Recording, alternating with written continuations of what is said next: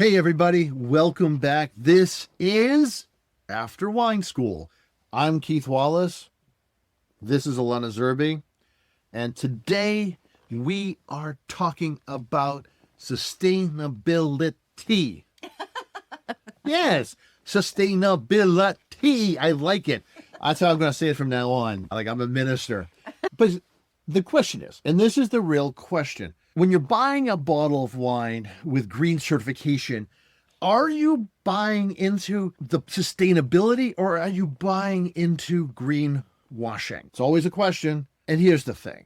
Sustainability isn't one thing in wine. It's farming, it's winemaking, and how it gets to your glass. That's great, Keith. Yes. We are going to talk about all of those things today. So this is a huge issue in wine. Huge. And this is something that we came up with when we were talking about biodynamic winemaking. Oh, one of my favorite things to talk about. And it was like, we have to do this. We Yeah. have to do a whole episode. And so this is going to be chock full. We're going to walk you through sort of what sustainability is, what certifications there are out there, what innovations there are. So lots of good stuff. And I'm going to kick us off just with an overview of the terms we're working with in this field. That's smart. So at its very basic, sustainability, it's kind of like natural wine. People kind of know what it means, but it doesn't have an exact term. In the farming world, in the agricultural world, when you're talking about sustainability, you have a future focus. So you have an ability and a willingness and a desire to implement long-term practices that preserve the agro-ecosystem. So you want to prioritize soil health. So one of the most common things you see in sustainable viticulture are cover crops. So you look at a vineyard, in between the rows of vines, you see other plants growing, not just grass, but oftentimes native plants, perennials, things like mustards. Those are wonderful at nitrogen fixing and maintaining the health of the soil, because part of sustainability is also avoiding pesticides, synthetic fertilizers, things that deplete the soil over time. So in sustainability, your focus is long-term. So cover crops are a big part of that. Also introducing beneficial organisms like ladybugs that can cut down on certain pests that can damage your vines. So that's sustainability, long-term focus. Regenerative agriculture is looking at replenishing what has been depleted over time. So soil and water are two things that are big concerns with regenerative agriculture, but it builds upon that sustainability focus. Regenerative is really about restoration of biological and chemical properties that have been lost over time, which happens in farming. That's very natural. And then we get to your favorite, biodynamic. Yay. Yep. Why don't you tell us what biodynamic Well, is? okay. Well, there's a couple ways of thinking about this. Now, biodynamic on the surface level is all inputs come from the farm. You do not bring anything in. So like, for instance, right, if you need manure, you have sheep and horses and goats, cows, and it's purely self-sustaining. This is what we're talking about. And it's a beautiful way of doing things. There's a lot about it that I love, and it's structured on science and really good practices, but it's dressed up like a religion. Mm-hmm. So it's good science, good agricultural practice dressed up as a religion following the lunar calendar. So biodynamic farming was a philosophy that was started by Rudolf Steiner in the 1920s, and it really is closer to a religion. There's a lot of spiritual elements, a lot of cultural elements, but at its foundation, it does incorporate sustainable and regenerative principles, and there's a lot of science that has backed it up. It is actually phenomenal. Like the stress levels in vineyards, especially in droughts, is shown like consistently we're getting better products in biodynamic. And I think it's just because we execute more. Like, it's easy to execute when it's a part of like your daily practice. And it's also part of, like, it's winemaker yoga.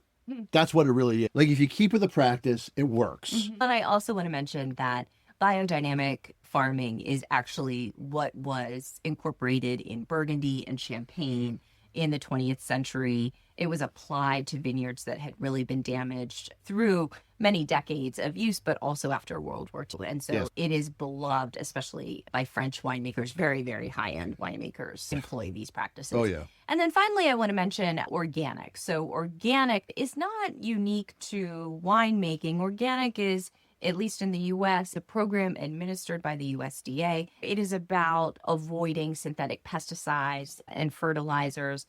You cannot use GMO crops, but it is heavily reliant on record keeping by the winery, inspections, and the certification itself is quite expensive.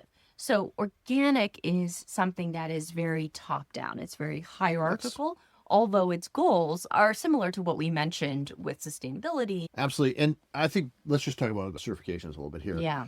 Now, I'm going to jump onto the USDA organic. So the phrase organic has lost a lot of value in America, largely because of how, I will say, USDA treated this. It went from being something that was highly sought after, and now, even if you're organic, oftentimes you're not going to put it on your wine because it has negative connotations. And this has been going on for several decades now. Why is this? Well, how the EU sees organic is in vineyard practices. Are you organic in your vineyard practices? Not in how you make the wine. In the US, a lot of vineyards are organic, but to have it called organic on the label means you also cannot use any preservatives. Now, this is a problem. This is a huge problem because the only preservative we use is naturally occurring in wine, which is SO2, or we call it meta, or you would probably know it as sulfites, right?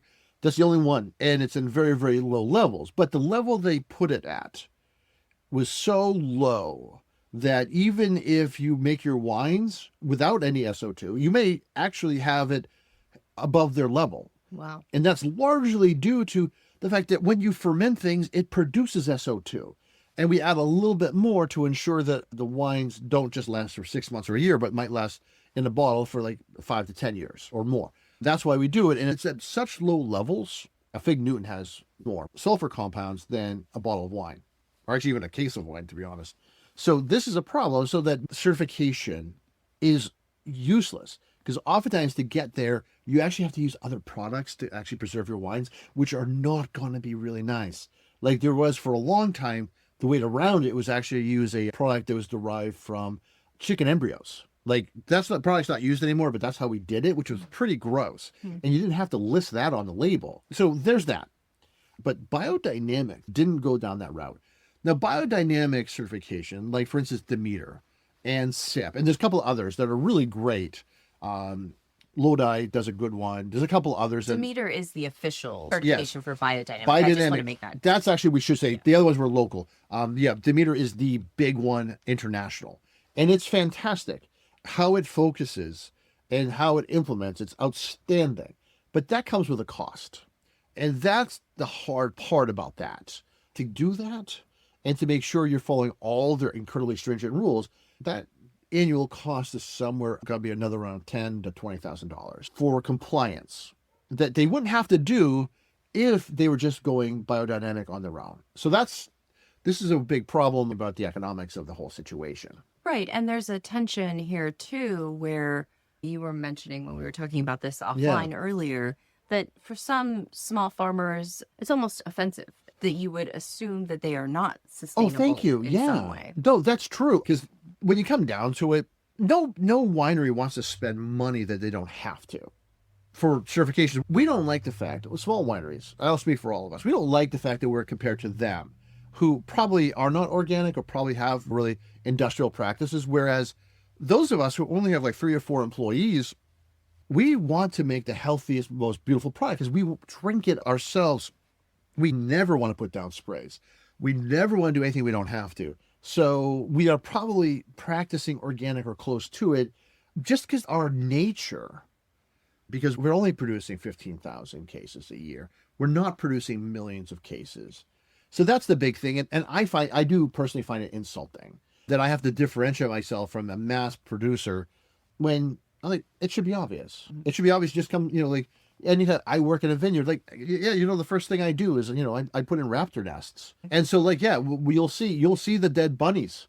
You'll see them. Why? Because the raptors like, bunnies are delicious. And it's really embarrassing when you take someone through a vineyard and there's, a half-eaten rabbit. But that's a part of being, like, say, biodynamic. You can see it in the vineyard. You can actually see how messy it is. You ever walk through a vineyard and there's just nothing there? It's all just, like, clean. Oh, I hate that. And when they're 10 feet wide Yeah, rows. because you drive your truck Right. down there, putting a spray down, with your Roundup, which literally is Roundup. So anyways, that you are 100% right. Yeah, no, that's great. And we're going to talk about some tips for the consumer, which include actually looking at the vineyard. Oh, yeah. We'll talk about that in a little more bit. detail. And I do just want to mention, you would assume that some things are included in sustainable practices when in fact they're not. So when we talk about sustainability, you're talking about future viability, preserving the land. Well, what's part of that in a vineyard is the labor, the people. And unfortunately, these paradigms that we have now, they are not taking those considerations into account. That is actually really true. This bothers me a great deal because there was a biodynamic winery in Italy that actually was found to be utilizing slave labor. Traffic labor. This was insane. They were a large producer and they were producing a massive amount of wine. They were an industrial winery, but they had all the certifications. They had paid for everything. They were doing, except for the fact that they were treating people inhumanely. But they got all the reflected glory, all of it, being sustainable and beloved and natural and all that. Everyone. Actually, a point. I'm not going to say who they are, obviously, because you can look it up. Like, that's the one thing I'm really proud of with American production, that we traditionally and continually actually pay very well because we're trying to make an elite product and we need to have people well trained. So let's talk about some winery practices, some specific things that wineries can do. Yeah. Absolutely. That fall under this rubric. The biggest one, like one of the biggest unsustainable things about a winery is our use of water. We use so much water. You may be using up to 10, 20 gallons of water per bottle of wine that you produce. So, like, there's a huge amount of water. That is a huge piece. So the things that we're doing, first off, dry farming. Now, this is an old way of making wine, is actually not having any irrigation whatsoever. Mm-hmm.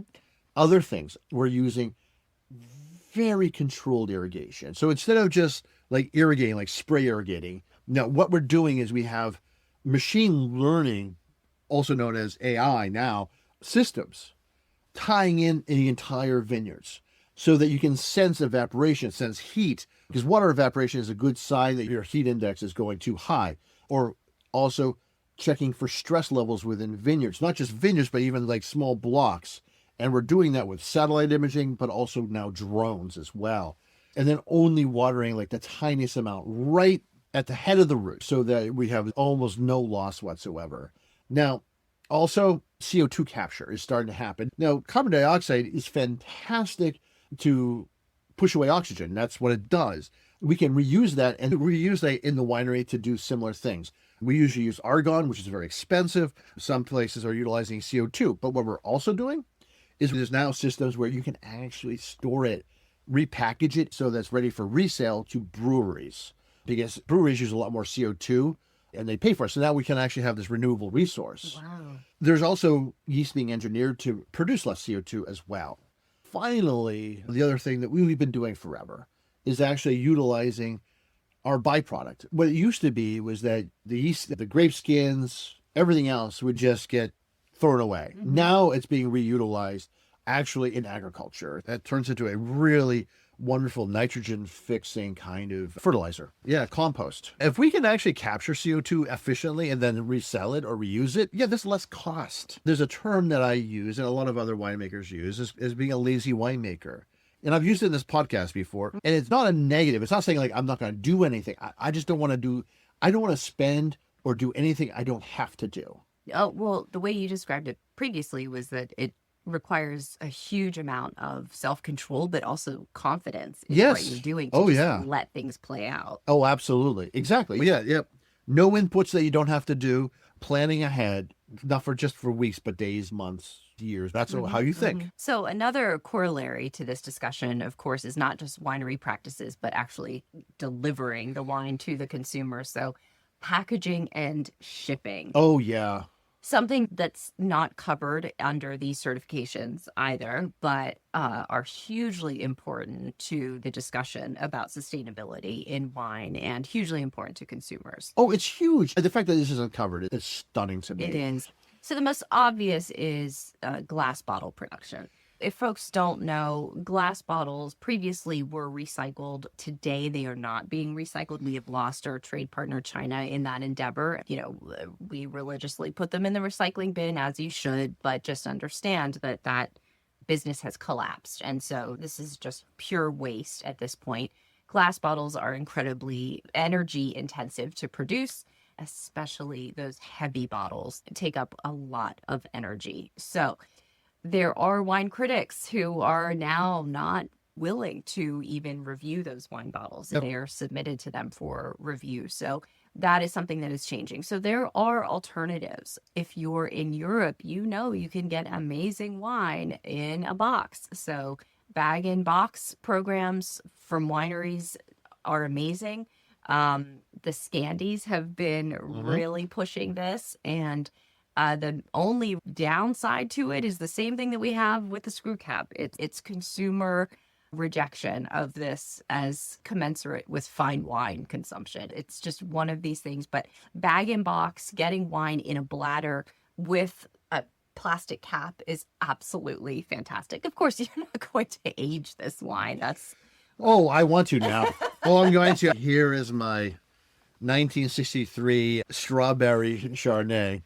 But those things are fantastic. And cans also. Now, the wine has to be engineered a little bit differently. So the winery does have to take steps to match their winemaking to the can. But cans can be a great alternative. So that's your packaging. But let's talk about transportation. That's right. That's right. Fossil fuel use. Huge. Ironically, overseas shipping, getting something by boat rather than by land shipping by truck is much more energy efficient. So hugely. So it might be a little bit counterintuitive, but if you're concerned about the environmental impact of your wine, saying, well, I won't buy imported wine is actually not going to help. No. And why is it so expensive? Well, largely it is actually the weight of those bottles. And these heavy bottles add so much weight, but also for the boxes because you actually have to reinforce those boxes. So you're adding a significant amount of weight to it. And just shipping by 18-wheeler is much more expensive for your carbon imprint. But also one of the things you should look at is most wineries and most wine regions around the world are actually next to water. They've been that way forever because that's how you transported everything, was by water. And so this has always been efficient, incredibly so. The cost for shipping is negligible, but also your carbon output is incredibly low, which everyone's surprised at. You assume that you buy a wine from Bordeaux and that was going to be less sustainable than buying something from Napa. But here on the East Coast, that means that Napa is actually less sustainable for transportation than from Europe, from France. But there's a lot of things. Now, other innovations that we have that are really important to mention. First off, solar. Now, this is a, of course, moment because we make wine in places where we have a high level of sunshine, like a lot of degree days, a lot of sunshine. So these are perfect. So a lot of wineries now, are self-sustaining that way. And that's actually great as well, because then you don't have to be tied into the grid. Other things that are happening where you're seeing tests being done on having solar panels actually above vineyards in places that are a little hotter, that maybe have too much sun. And they're finding that's incredibly effective as well, to actually having very specialized solar panels over the vines. That's amazing. So I love this. So yeah, solar is huge. You see a little bit of wind power coming in. There are plenty of places that have access to wind. Like for instance, the Mistral in the Rhone Valley, you're starting to see a lot of windmills in that area to take advantage of that. It's great for the vines. It's also great for energy production. The other thing, you mentioned cover crops. Mm-hmm. And I want to point this out. Everyone can do this. So cover crops make sense. Like people now, their lawns, like they're adding clover to them. Why? Because grass pulls up the nitrogen and nitrogen fixes it. And it adds to the soils. every year. So you get healthier and healthier soils year in, year out. It's good for lawn, it's good for vineyards. But also in vineyards, they're actually encouraging the bugs, right? Because bugs are important. You mentioned ladybugs, and now ladybugs are good, but there's others that are even more beneficial, including things like certain kinds of native wasps and native bees. So we actually intentionally add competition. All of this. We even use it now to encourage certain bugs and animals to not go into the vineyards. So we can actually have around the vineyards, we'll have specific kinds of crops that, like, say, glassy winged sharpshooters will hang out in instead of coming to the vineyards, things like that. And this is great because this is also things that you can do at home too, by the way. If you want ticks or mosquitoes to go elsewhere, right? There's things you can plant that discourage them being near you, but then plant other things to encourage them to be elsewhere. So, well, you're kind of segueing into some great advice, some takeaways that Yes. we hope people glean from this episode. Yes, absolutely. Start incorporating biodiversity and cover crops, some integrated pest management principles into your gardens, your yards. That's a wonderful thing. But also, as wine buyers, look for the less heavy bottles. Vote with your pocketbook. And if there is some great wine that's in an alternative package, support it, buy it. Vote with your dollars. Like you mentioned Kathy Corzon. You ever notice how she uses really lightweight bottles? So the next time you see a heavy bottle, just put that back and say, F that. Let's grab that lighter bottle. What they're saying is, oh, we are actually more interested in sustainability than actually getting the sale. Hell yeah, buy that one. That's a badass fucking product. Yeah. Yeah, trust it. Buy it. Vote with your money, people. Vote with your money. And then when it comes to certifications, I always, if I'm looking at a tech sheet and I see there's some type of sustainability certification, that's always of interest. And I give tip and a hat for sure. But I also think it's really important to remember what we talked about earlier, which is the cost associated with these certifications. One of the best things you can do to be an informed consumer is do a site visit. Visit the vineyards themselves. Ask questions. See how they're tending to their vines. You can always assume that a winery will do what their neighbors do. We live in small little towns. Winemakers all hang out with each other. Winery owners all know each other. We share a culture. We're sharing actually people like employees and services, everything. So if something's very popular in one area, say like organic winemaking, then you can assume that everyone's doing it.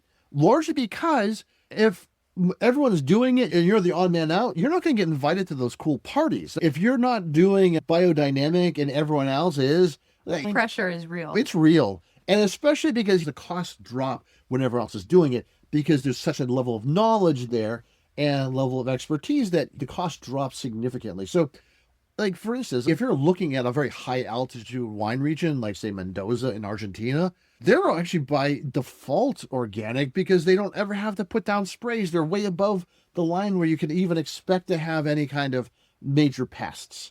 And it's so dry that you're not going to have to be worrying about mildews, well, especially the white ones. Or like, for instance, like Loire Valley, if you were not biodynamic, you're going to be a freak show. People are just going to wonder, do you kill puppies for fun? Like, what the hell's wrong with you? But it's a complicated issue. Hopefully this was informative and helps you to have a good discussion the next time you want to talk with a winemaker or somebody in the wine trade or just a friend about sustainability in wine. Oh, absolutely. All right, folks, this was wonderful. Coming up for you next time, we are going to do sort of a build your palate part 2. So we're going to be talking about taste sensations, acid, sweetness, bitterness on your tongue. So tune in for that. Oh, that's fantastic. A little peek into our L2 program and all that. That's good. That'll be awesome. But folks, did you like this? You did, because you're still listening. So like and subscribe and tell other people. I mean, if you're still listening and if you haven't liked and subscribed, what is wrong with you? Now, also, if you like what we're doing here and you want to be a part of things, I recommend getting your certification, learning, educating yourself, be a part of this culture that we're building here. And the way to do that The National Wine School. Take their online programming. It's fantastic. And what is the website, Keith? Oh, that's at wineschool.us. Of course, wineschool.us. How America is that? And then, folks, if you'd like to watch a video of this podcast, you can go to YouTube and see our channel, which is Wine School USA. Fantastic, folks. Have a great day. Thanks so much, everyone. Cheers. Good night.